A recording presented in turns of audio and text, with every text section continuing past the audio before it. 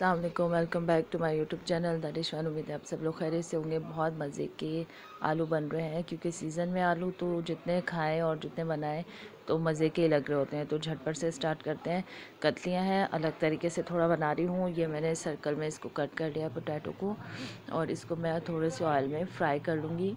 और जब तक ये फ्राई हो रहा है, आप जैसे सब्सक्राइब करें, बेल आइकन प्रेस करें ताकि मेरी वीडियो की नोटिफिकेशन आपको सबसे पहले मिल जाए।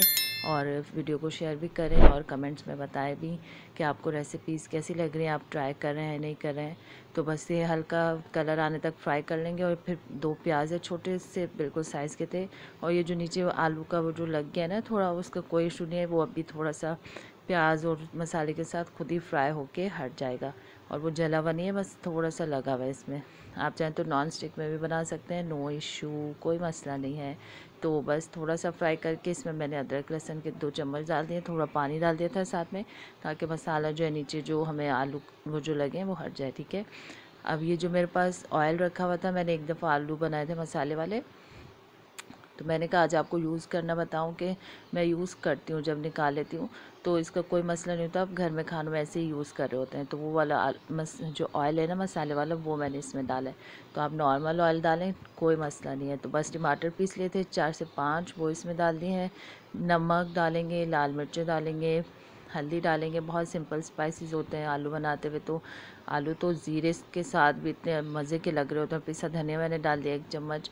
तो बस ये झटपट से इसको बना के मसाले को थोड़ा पानी लगाएंगे और भून लेंगे मसाले को अच्छा सा।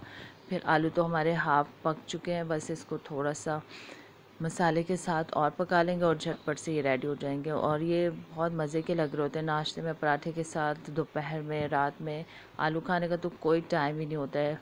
ऑल टाइम सबके फेवरेट होते हैं, किसी भी शक्ल में बना के दे दें तो अच्छे लग रहे होते हैं। और सीज़न के हैं तो आप इन्हें ज़्यादा से ज़्यादा बनाएं और ज़्यादा से ज़्यादा खाएं भी और खिलाएं भी। बस आलू शिफ्ट कर दें मसाले में और थोड़ा पानी डालेंगे क्योंकि हल्की सी ग्रेवी के साथ बनाएंगे इनको।